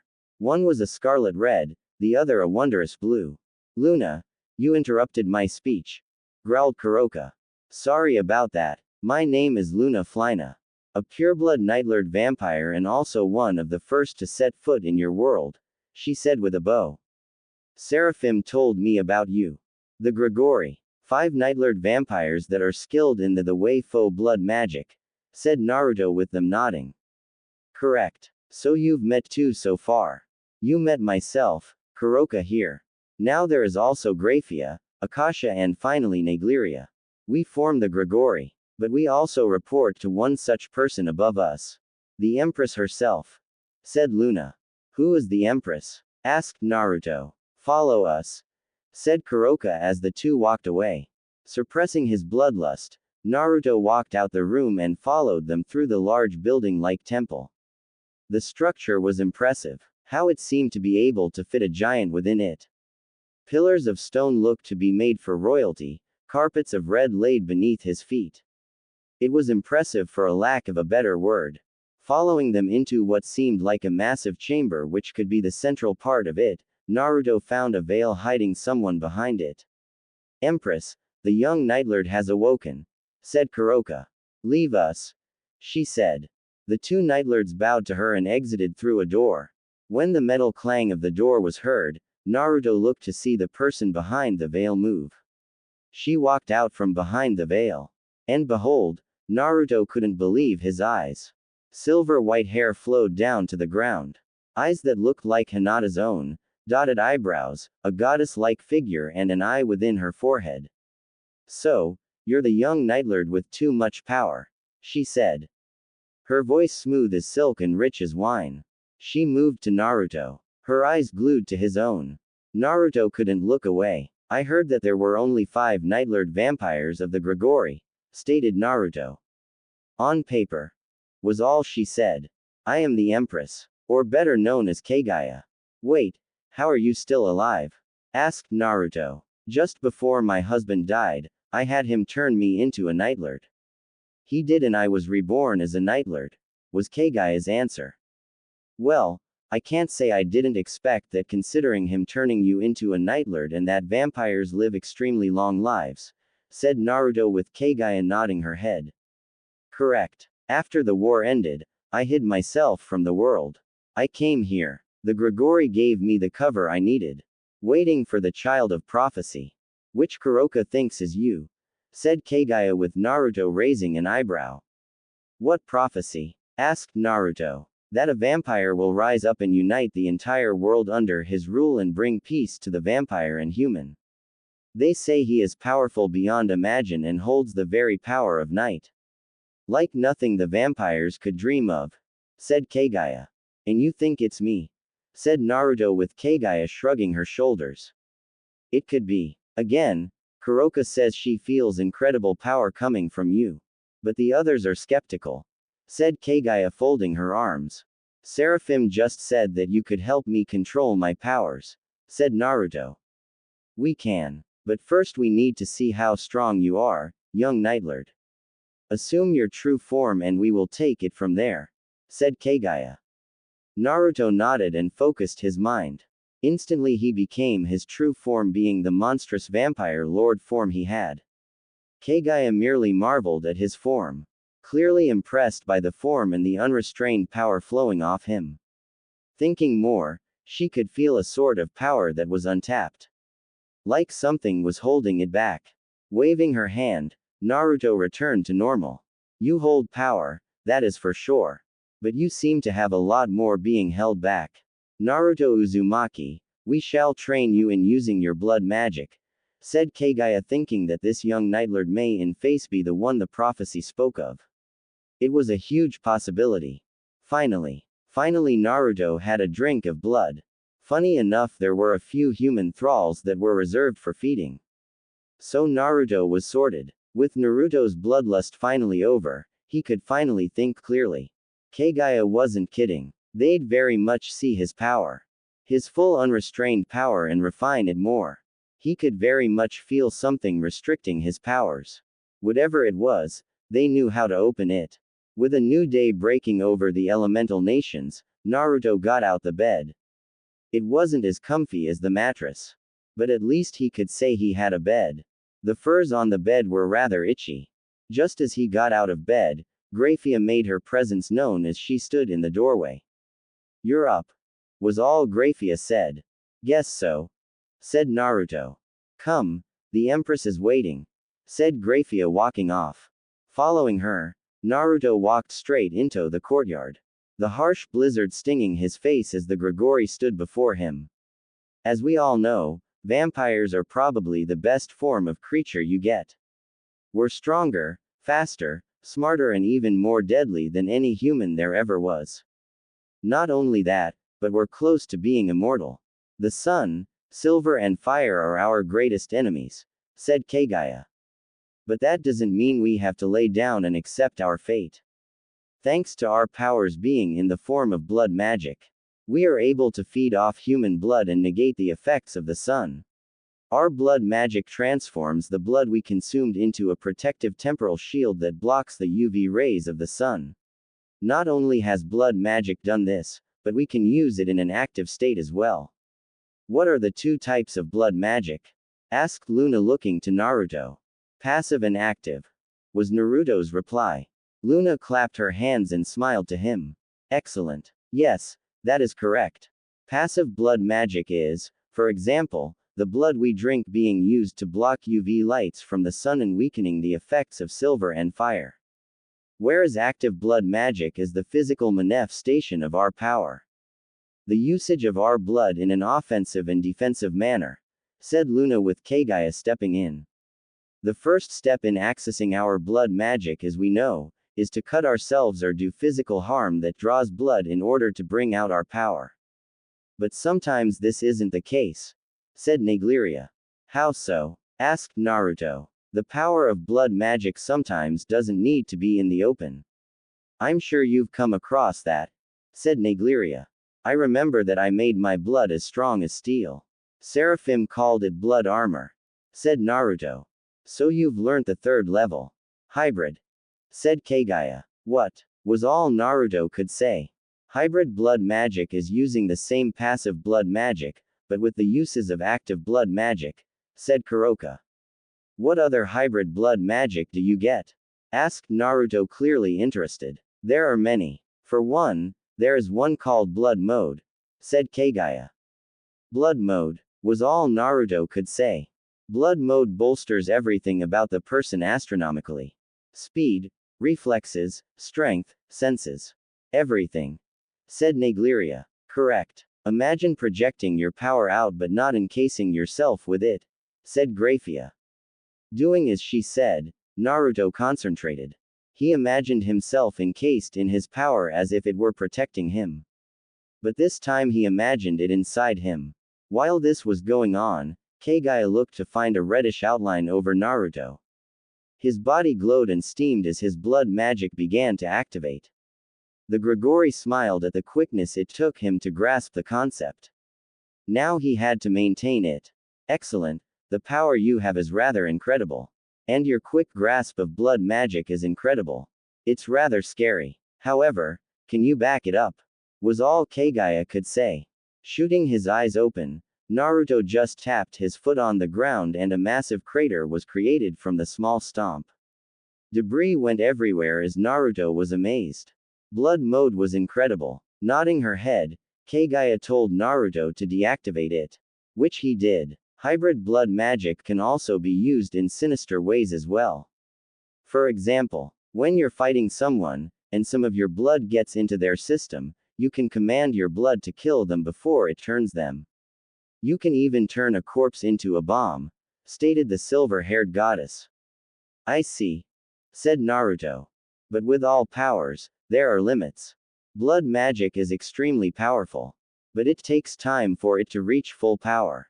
Lesser spells don't require such a long wait for them to be used. Whereas high-level spells do, added Negleria. I got it, said Naruto. So far you have a long way to go before you can access higher levels of blood magic. But for now you are stronger than your average Nightlord, said Kuroka. Always remember, vampires are beings that have transcended everything. We are the epitome of evolution. Sure, we can be killed through a few means. But we are extremely powerful beyond anything, stated Kagaya. Got it, said Naruto. Even though vampires vary on how high you are in the food chain, there is one thing we have in common. Healing bite. Every vampire, regardless of class, secretes a special toxin. These toxins are created in a gland that is located right where the fangs are.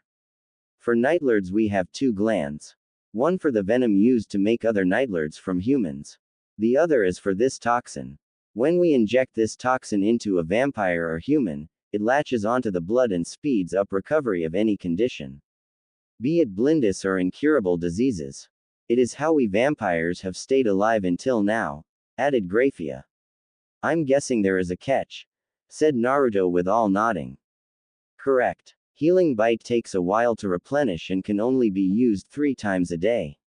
Use them wisely, said Kuroka. Got it, said Naruto with Kagaya clapping her hands. That's enough for today. Get some rest. Tomorrow, we'll be training you to use active blood magic, she told him.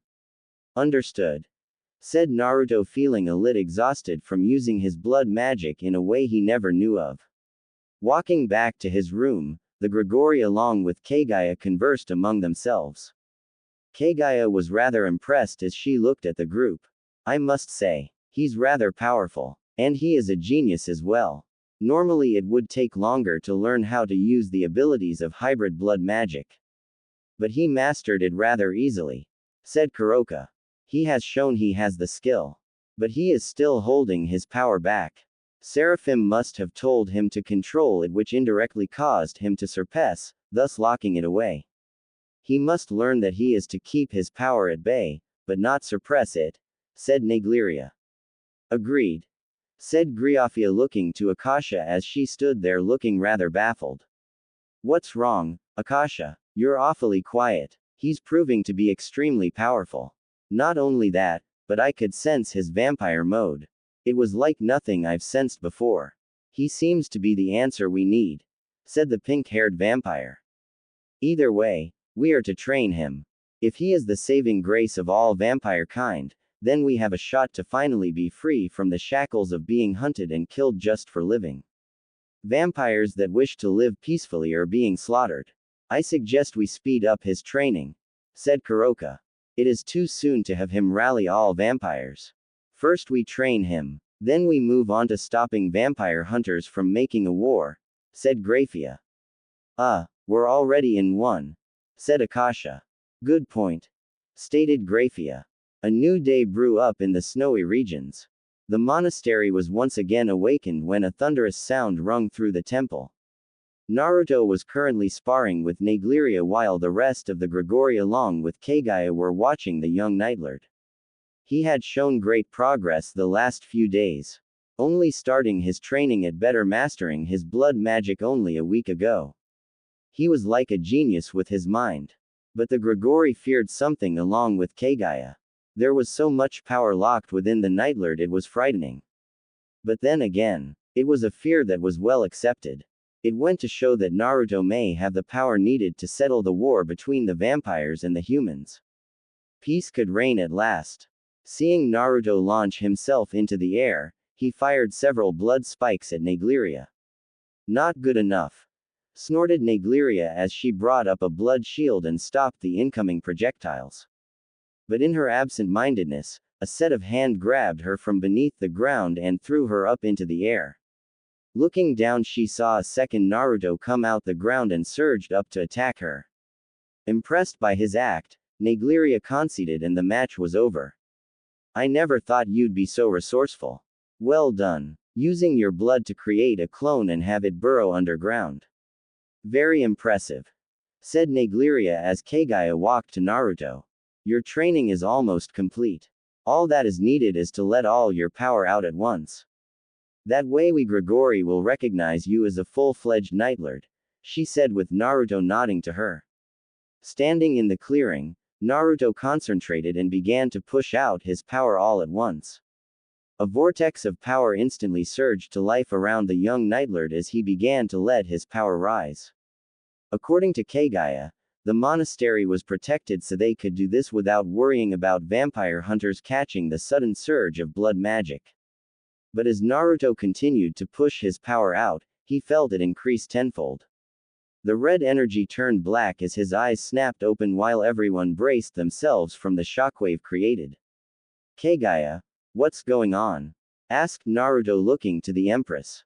You are doing well. Push harder, stated Kagaya as she anchored herself from the power pushing her back. Doing as she said, Naruto continued to let his power rise and rise. He never imagined that he had such power in his life. This was so incredible. The entire of the Grigori were utterly stunned and paralyzed in shock as to just how powerful Naruto really was. Two bat wings shot out his back and folded as veins of black color protruded on Naruto's skin. By the time it was done, Naruto looked on to find the entire of the Grigori along with Kagaya herself bowing to Naruto. their heads low to the ground as they trained their eyes to the snow. What are you doing? Asked Naruto. We serve you now, Your Majesty, stated Negleria as she looked to him. We belong to you and only you, said Graphia as she too looked to him. Command us as you see fit, said Akasha. We are your humble servants, said Luna. For you have been chosen, said Kuroka. The Prince of Darkness, the Vampire King, said Kagaya. Naruto was stunned beyond compare. The very people who were to train him, the very ones who took him and taught him everything about blood magic, were now at their knees and bowing to him. That was when he felt it. His own power was so much more dense than what it originally was. He felt pure, whole, and more stronger like never before. Looking to find the wings on his back and the veins on his skin, he focused his mind and they vanished as if they weren't even there. He soon realized that this power could change the course of history. He could even stop this war between vampire and human. He was now the ruler of all vampires. He was their master. But in a blinding flash of red energy, Naruto found a goddess before him. It was Yami herself before the young king. Young child, you are the chosen one. You, the very person to become a vampire king. You have dominion over all things. You are the one to lead all vampires into a new era. One where humans are wiped from existence. Or one where vampires continue to live in the shadows. Or the new option of having everlasting peace between vampire and human. As the first to attain the rank of Vampire King, you have the ability to turn any person into a Nightlord indefinitely, said Yami as she vanished from sight. What are your orders, my lord? Asked Akasha. Go to the Uzu ruins and gather as many vampires as you can. We must begin the preparations to bring peace between the vampires and the humans, said Naruto with the Grigori nodding to him. As you wish, said the Grigori as they headed out the monastery. Moving to the cliffs, Naruto looked on ahead and found a small skirmish occurring on the horizon. It seemed that a few humans were fighting each other. Transforming into a vortex of bats, Naruto sped to skirmish. Once he arrived, he found a woman with black-blue hair behind a group of soldiers. She looked to be that of a royal. Finding the opposition pressing their attack, Naruto stepped in. Speeding and taking them out with ease, he turned to the woman. As he approached her, the soldiers readied weapons. Who are you? Barked one of the soldiers. Naruto said nothing as he used his power to make their weapons fly out their hands and break into millions of pieces. I am not here to hurt you, said Naruto. Then why are you here? Barked the woman. I am here to begin my conquest of changing history. I believe we can work together as allies, said Naruto. How do I know I can trust you? She hissed, crossing her arms. If I wanted to kill you, I'd have done so by now, stated Naruto. Fair point, said the woman before holding out a hand to shake. My name is Koyuki Kazuhana, Naruto Uzumaki, new and current ruler of all vampires, said Naruto.